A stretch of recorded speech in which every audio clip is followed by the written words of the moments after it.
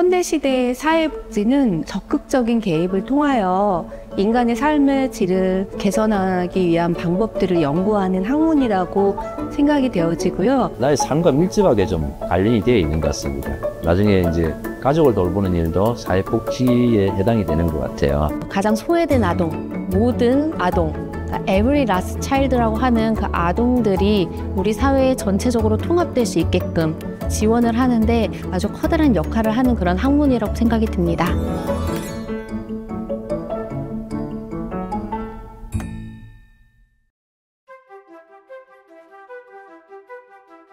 안녕하세요. 저는 세종대학교 공공정책대학원 사회복지학과 26기 한효실입니다. 사회복지학과 42기 졸업생 현갑만입니다. 사회복지학과 32기 송민영입니다.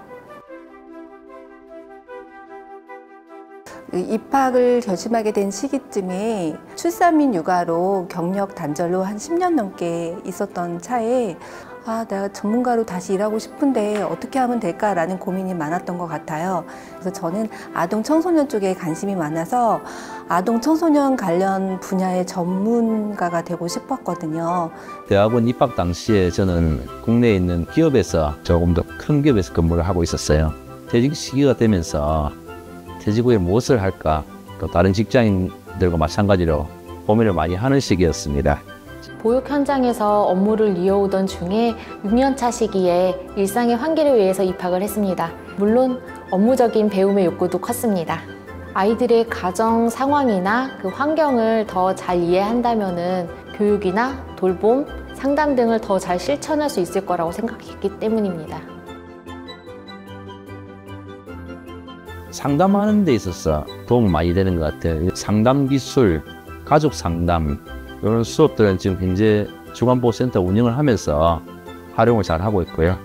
또 처음 어르신이 들어오려면 보호자하고 상담도 해야 되고, 또 어르신이 처음에 와서 적응하기 쉽지 않습니다. 힘든 점이 뭔지 상담을 좀 잘 하면서 끌어내야 되거든요.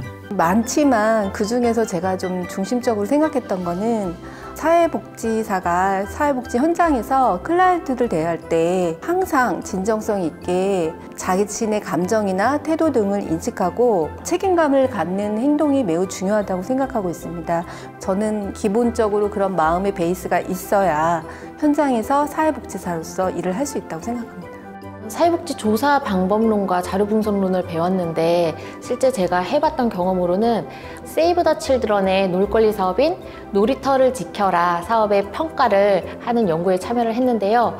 놀이가 아이들의 삶이나 지역사회에 긍정적인 영향을 미쳤다라는 것이 실제적으로 이제 데이터화해서 나타냈고 그것에 대한 매력을 아주 크게 느껴서 제가 직접 그 NGO 현장으로 들어가서 한번 업무를 해봐야겠다라는 생각을 갖게 되기도 했습니다.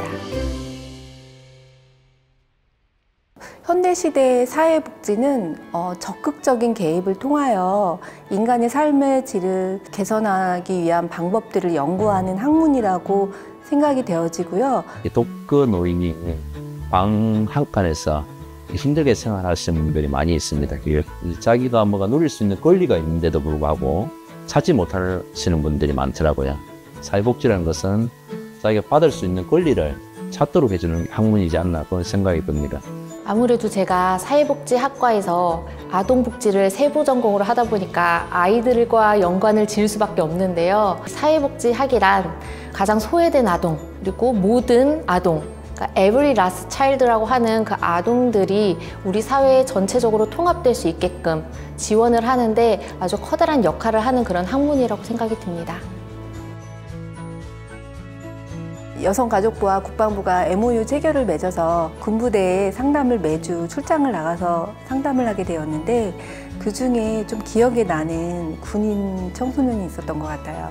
저한테 오는 친구들은 거의 군부대에 적응을 못해서 힘들어하는 친구들이었는데 그중에 그 친구가 군부대 적응도 어려워했고 선임과의 관계에서도 원만하지 못하고 우울하다고 하고 불안한 상태였는데 저하고 일주일에 한 번씩 만나면서 자기 이야기를 하고 선임과의 관계가 좋아지려면 어떻게 해야 되는지도 이야기 나누고 차츰차츰 좋아지면서 나중에는 이제는 진로 상담도 해주세요 라고 말할 정도로 건강해졌었어요. 그 친구가 했던 말이 되게 기억에 남는 게 선생님 일 언제까지 하실 거예요? 라고 물었어요. 그래서 왜요? 그랬더니 저처럼 힘든 친구들을 선생님이 많이 만나주셨으면 좋겠습니다.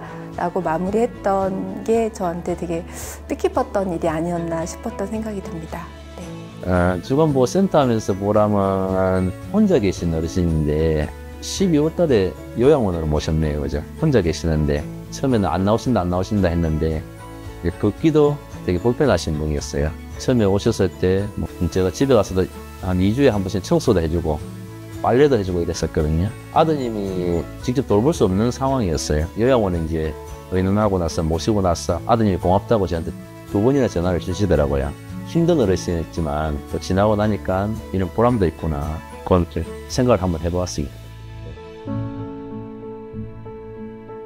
저는 제2의 꿈이 현실이 되었다인 것 같아요. 왜냐하면 제가 입학 당시에 경력 한 12년 정도 됐던 것 같은데 전에 직업이 은행원이었었어요.